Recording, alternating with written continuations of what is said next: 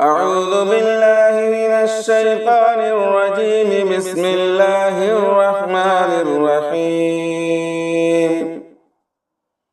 تبارك الذي بيده الملك وهو على كل شيء قدير.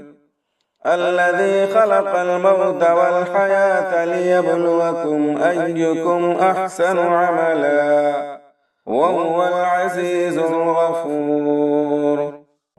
الذي خلق 7 سماوات طباقا ما ترى في خلق الرحمن من تفاوت فارجع البصر هل ترى من فطور ثم ارجع البصر كرتين ينقلب إليك البصر خاسئا وهو حسير.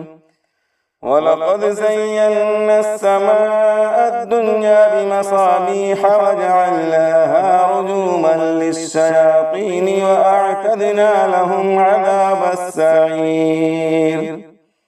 وللذين كفروا بربهم عذاب جهنم وبئس المصير.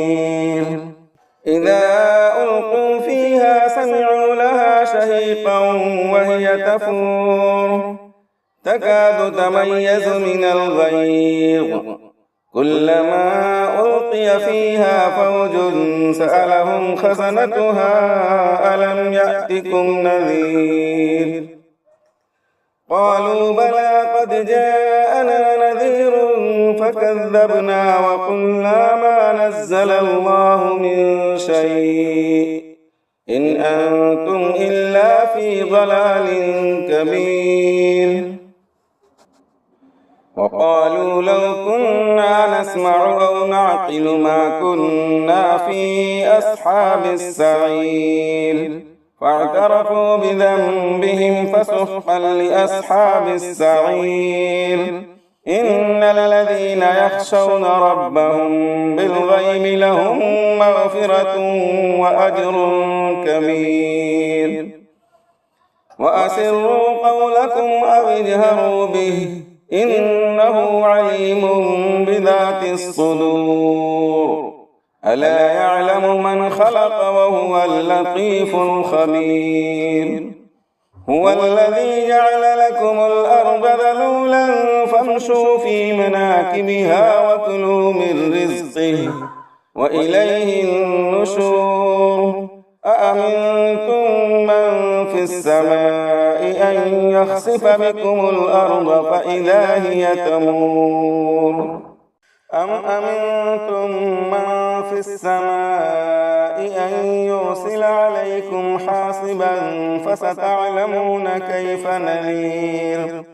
ولقد كذب الذين من قبلهم فكيف كان نكير. أولم يروا إلى الطير فوقهم صافات ويقبضن ما يمسكهن إلا الرحمن إنه بكل شيء بصير. أمن هذا الذي هو جند لكم ينصركم من دون الرحمن إن الكافرون إلا في غرور. أمن هذا الذي يرزقكم إن أمسك رزقه بل لجوا في عتب ونفور. أفمن يمشي مكبا على وجهه أهدى أمن يمشي سويا على صراط مستقيم. قل هو الذي أنشأكم وجعل لكم السمع والأبصار والأفئدة قليلا ما تشكرون. قل هو الذي ذرأكم في الأرض وإليه تحشرون.